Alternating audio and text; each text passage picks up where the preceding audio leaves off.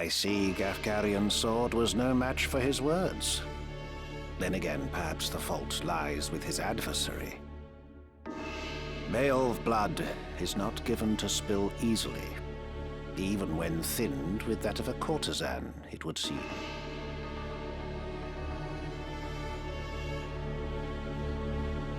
But enough is enough. You overstay your welcome. As I am loath to waste time and effort, I shall make you an offer. Leave the Auracite, and then leave Lionel. Refuse, and you will find my hospitality wanting. Where is Lady Ivalice? You mean to free her? What then? House Beowulf would see her dead. That is why you defied your kin, thereby marking yourself an outcast, and came to me, seeking the Church's aid. By taking the princess into my care, I merely granted you your wish. What would you have of me now? Answer me! Where is Lady Ivalice? Bound for Zeltenia. Her Highness has chosen to accept our hand in aid over yours. You lie! I'll not be deceived. Her Highness undertakes to claim the throne of her own volition. She spreads her wings. Even so, she will need a steady hand to guide her, and yours falters. Who better then than us to stand at her side? She saw this. Why not you? There's no reason you should not join us as well.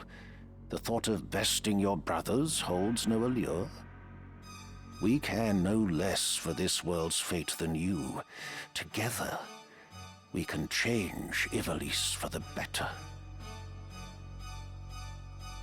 I have no wish to change the world. But nor can I stand by while our people suffer and die on the whim of some select few. Do you truly believe you can change it? Not even I am so naive as that. Nescient humility from one possessed of such an artifact. That stone you hold can twist the very weave of nature, to say nothing of the world. Yet I fear my efforts are wasted on you. Though artful are the words of man, conviction they do lack. You place your faith in the unseen, upholding such a sacred truth. Ignorance begets ignorance as the blind lead the blind, and I despair to see it. I despair of mankind. Very well. I will demonstrate the stone's power. The power of God's true!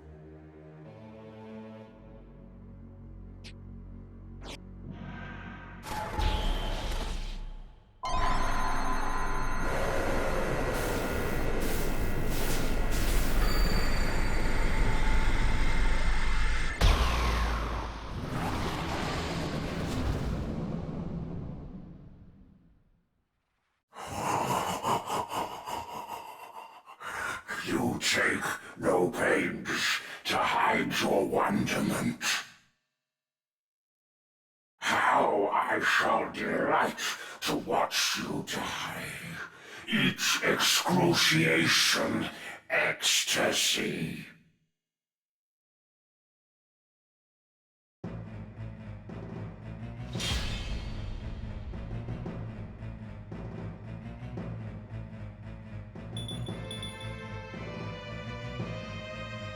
On guard.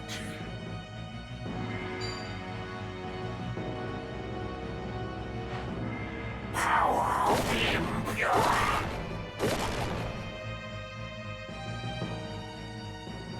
What's my next move?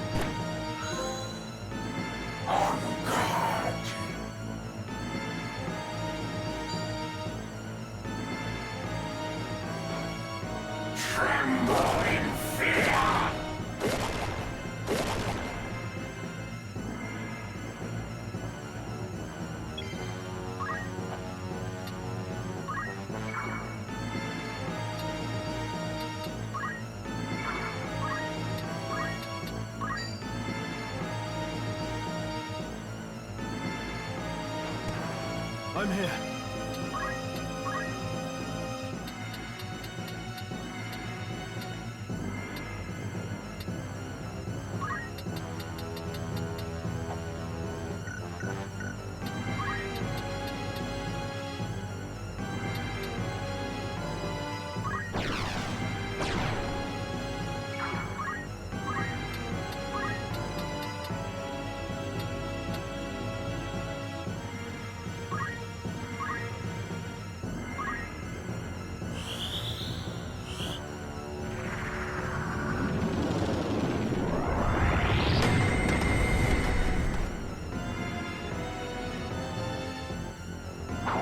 Preposterous. On that divine I call.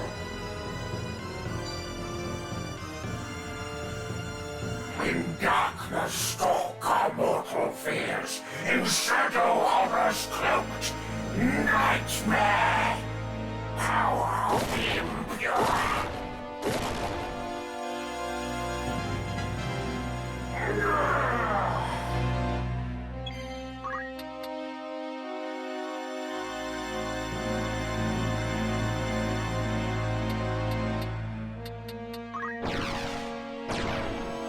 Superb.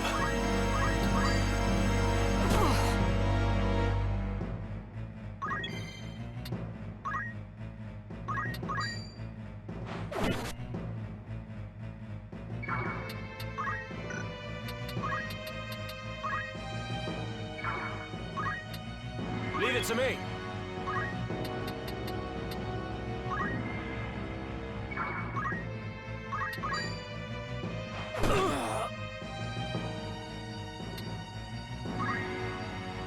This is Auracite's sacred power? How can power so vile banish villainy? Surely this is naught but evil itself. Of good and evil still you would fain speak. Beneath concern such empty notions fall. Although no more ought I expect of you. Of all the ocean of Lucavi power, the minds of men are naught but trickling streams. The power of the Lucavi? What are you? What have you done with the Cardinal?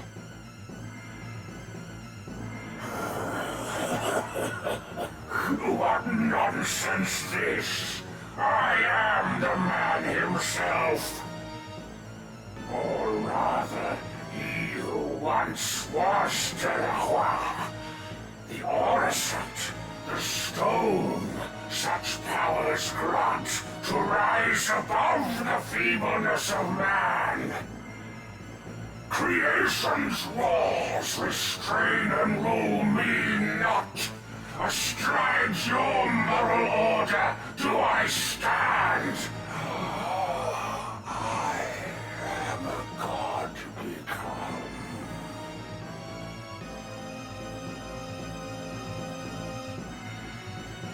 Lucavi? If memory serves, the word is ancient Ivalician for transcendent one. But can it be possible? Can he truly have transcended mortality? A god I am. No simpler terms there are. No divinity would assume a form so foul. You are no being of immaculate light. The Heavenly Father, maker of our world. I am not he, in that you are correct. Have you believed in being so divine? Possessed of boundless power and knowledge both? I fear to say that such do not exist, though utter this a cardinal or not. Then you have deceived the people, and admit as much. I freely do, without reserve or shame. Though for the Church I cannot claim to speak. The truth to me this power reveals. Mere fantasy, the Father. Words in ink and air.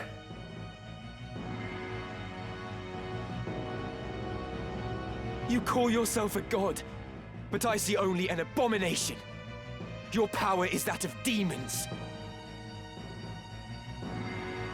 Divine this power, the legends would attest. Yet such distinctions matter not to me, for I no longer walk the mortal plane.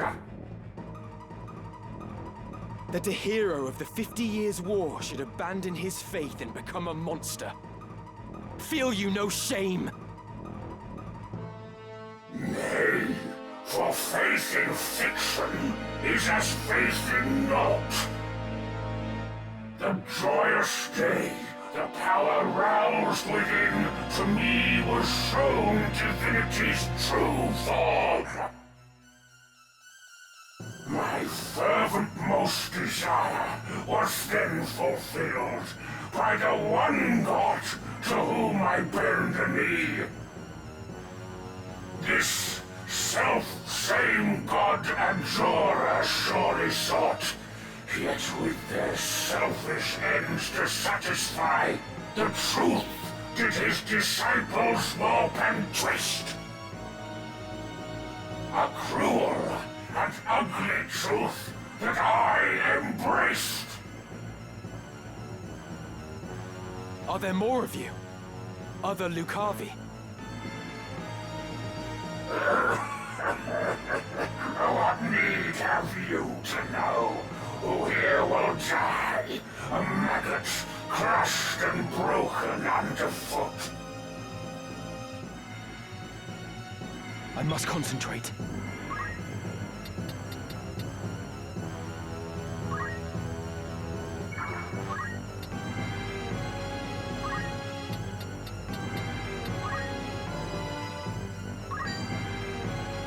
No holding back.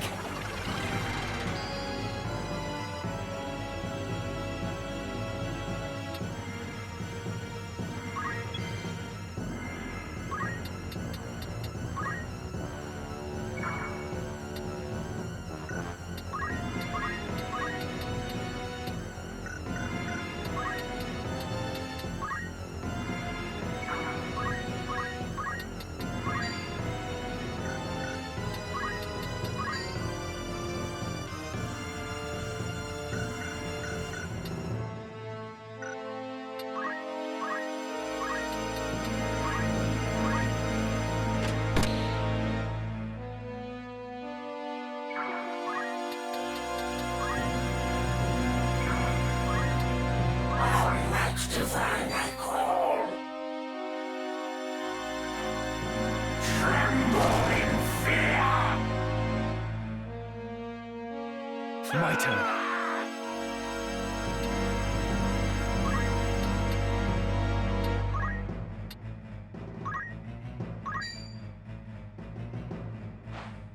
I must do all I can.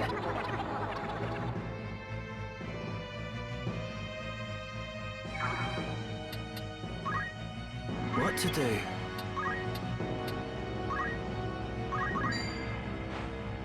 I'd best be careful.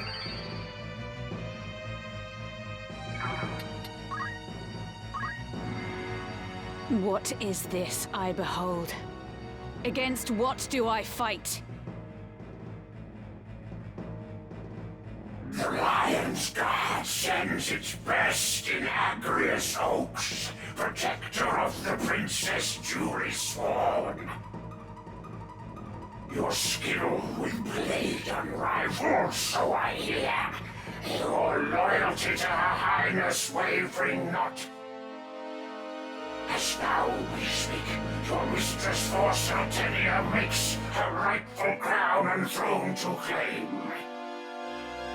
If fast remains your oath, then serve you may. My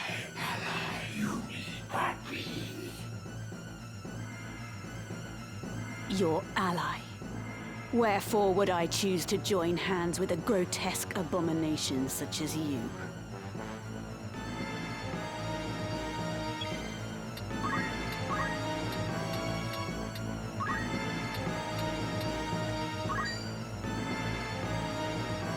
By heaven's will upon heart etched, let minds impure be cleansed. Divine ruination! Defeat! Can it be? How strange that I, undying, here should die. A death come here, High Sheriff could descend. Oh, would that these eyes could witness death.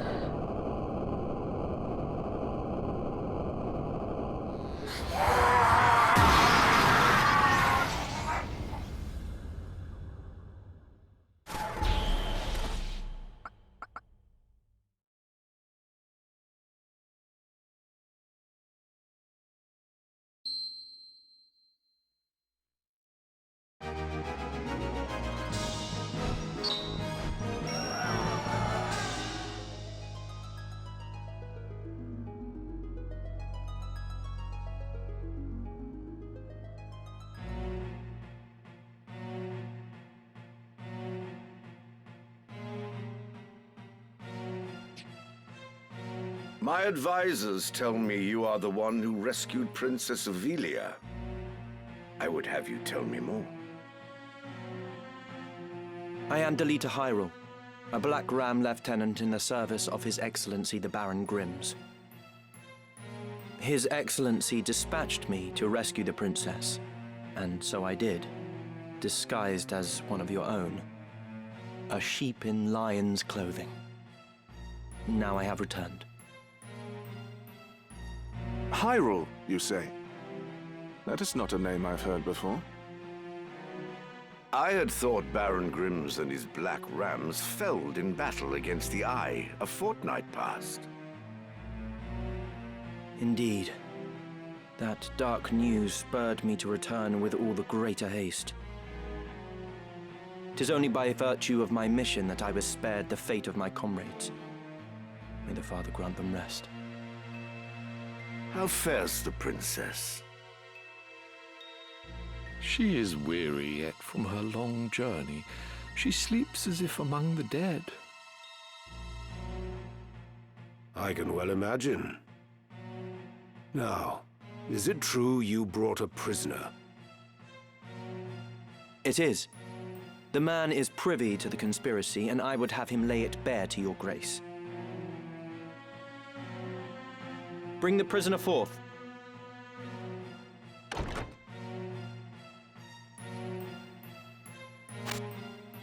Let us hear the reason for your attempt on the princess.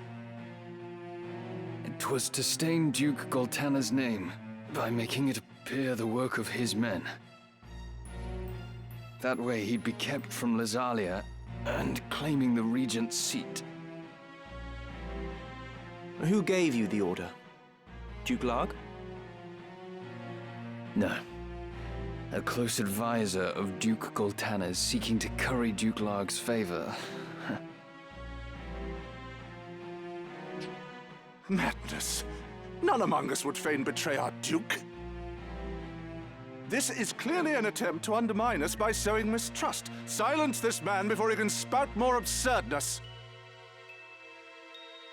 I would hear it nonetheless. Who was it? Well... Name the one who gave the order. I'd have your protection. On my honor as a knight. Speak. 'Twas the man who stands before me. Chancellor Glavain. What? How dare you?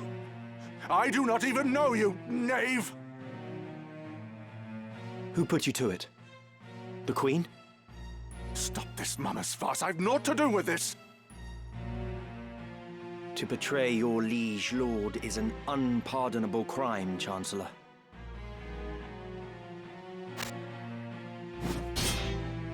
It was not I! I know naught of it!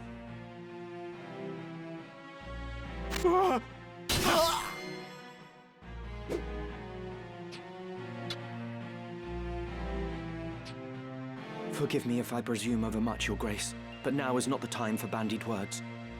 The Order of the Southern Sky must march on Lazalia at once, and you with it. Give your enemies but a moment to collect themselves, and they will pin the Chancellor's sedition on his lord. Your Grace must strike before they are given the chance. Deny the prince's claim and set the princess on the throne.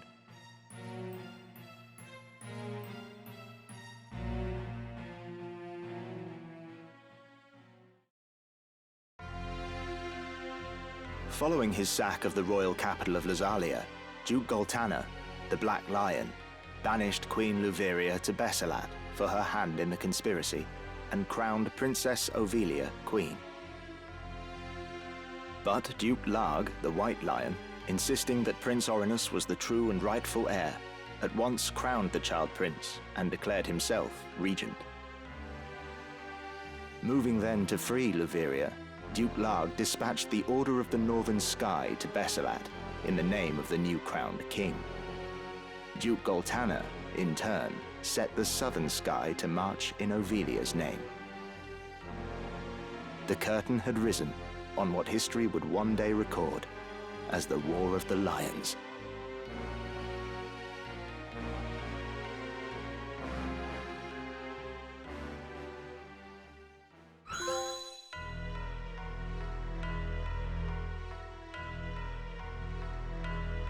This past evenfall, the count stood at 200,000. 400 if both sides be counted. The number of casualties is not our sole concern. That was to be expected.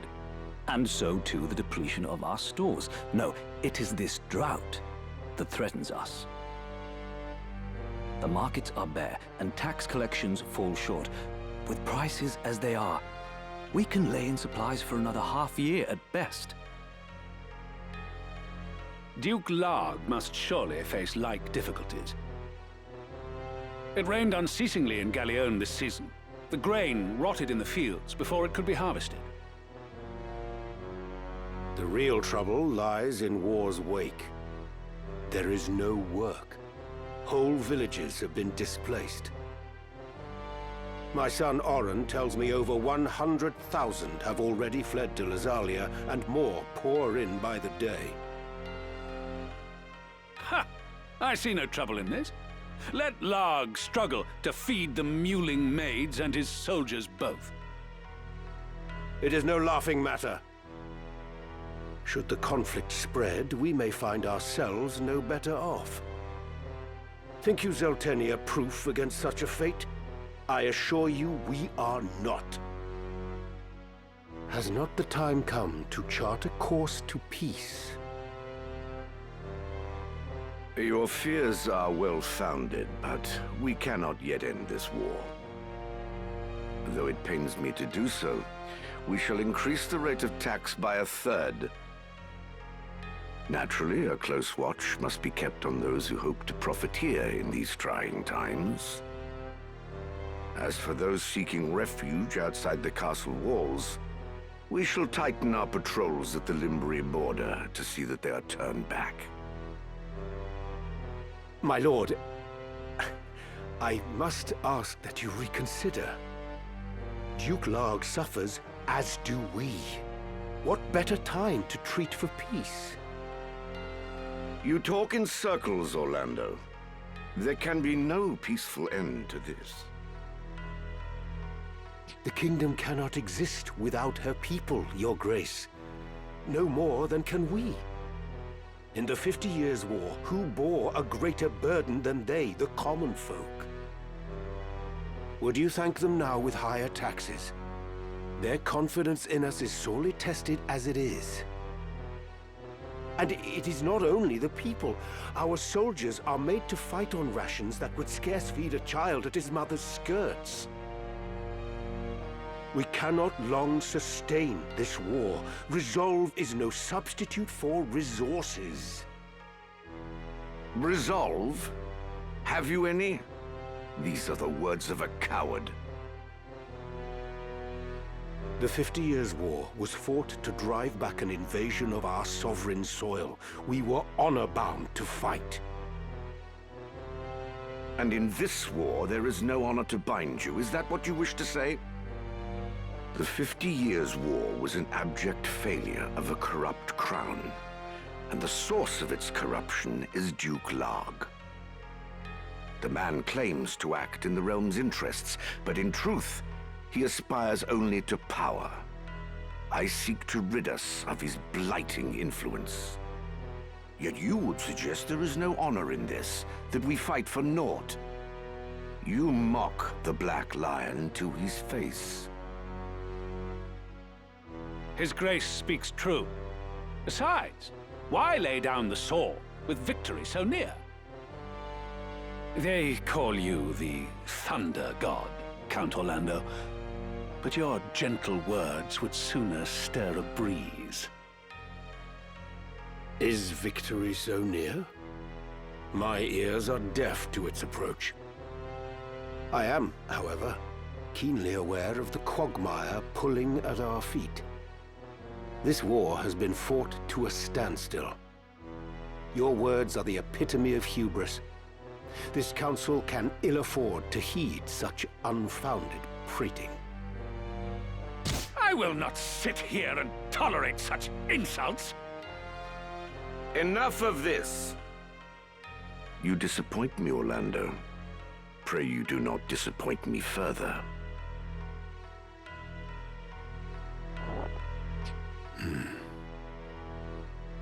I will say this but once. Any man who cares not for the course I've chosen had best remove himself now. I will brook no further doubt, Orlando.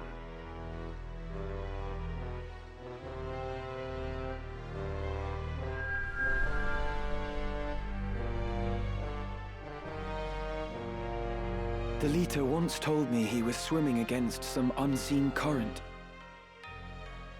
If this current rushed towards war, and the world with it, what hope did I have to fight it? I made for Lazalia to tell Zalbarg that someone dictated this war from the shadows, and to test my own legs against the current.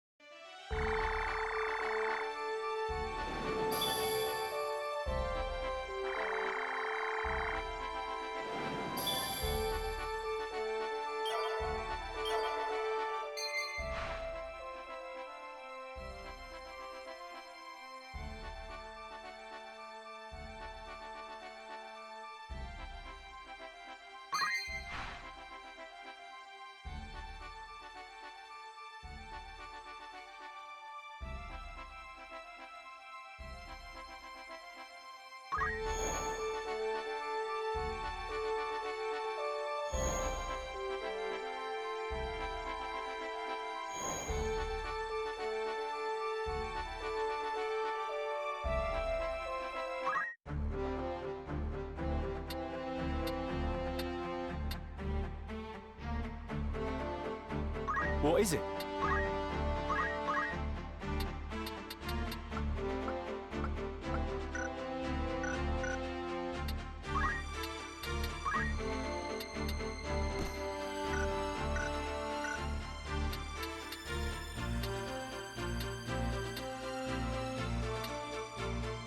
What?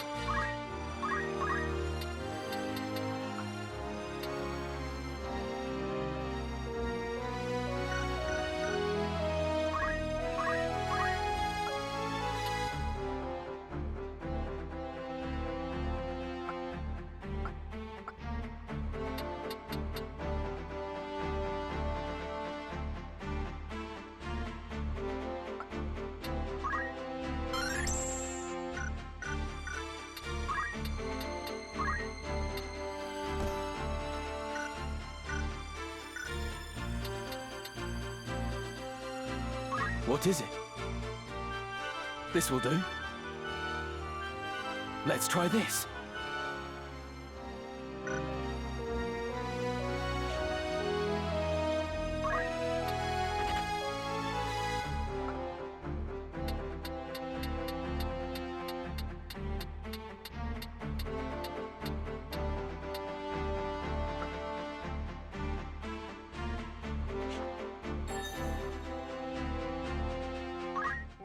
A deeper understanding may lead to fresh discoveries.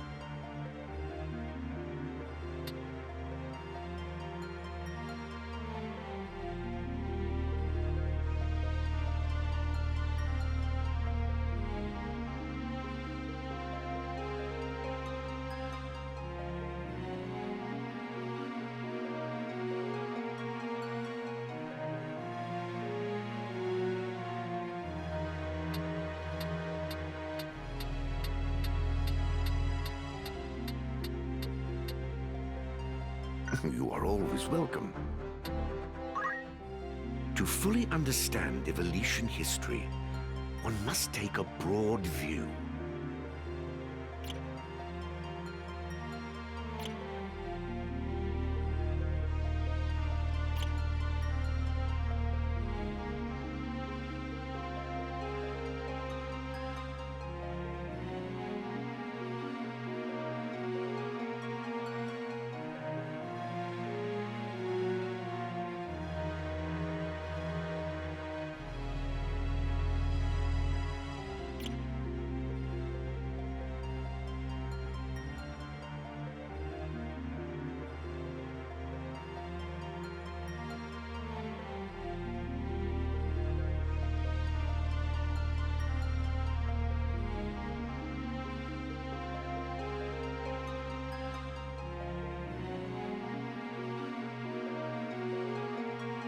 You are always welcome.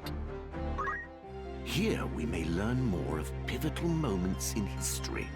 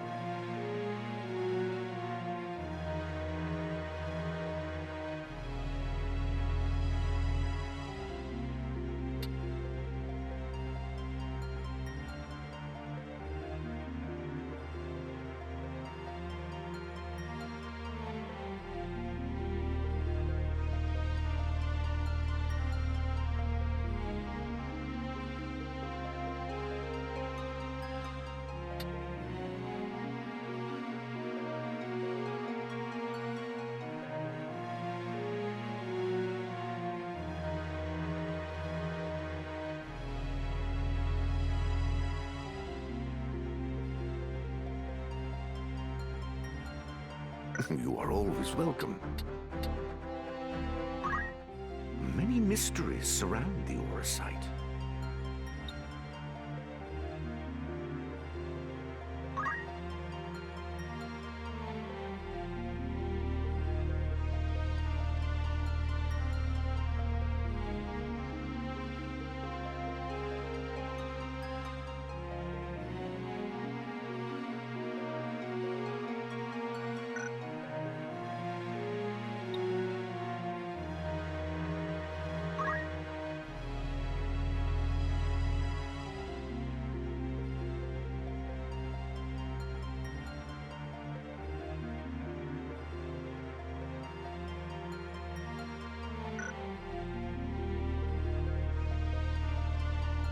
Till next time. Let us begin the lesson.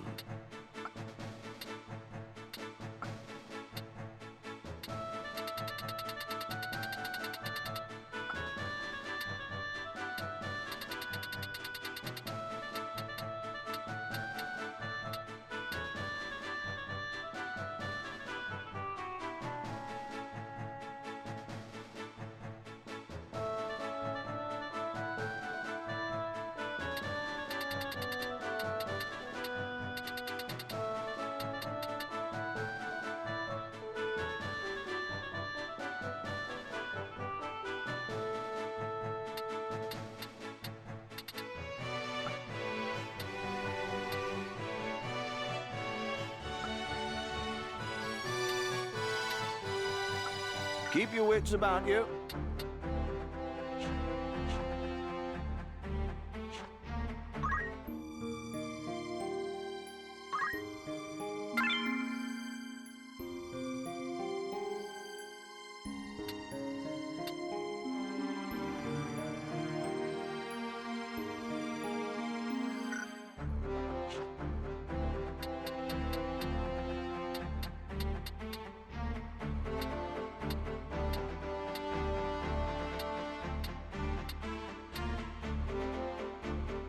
Was there something? In what do I believe? For what do I fight? Our days on this earth are filled with such questions. No one can resist the inexorable flow of time. Nothing lasts forever, and eternity is but the mind's fancy. My father is Gorg's leading machinist. In the course of his work, he's done a lot of research into aura sight.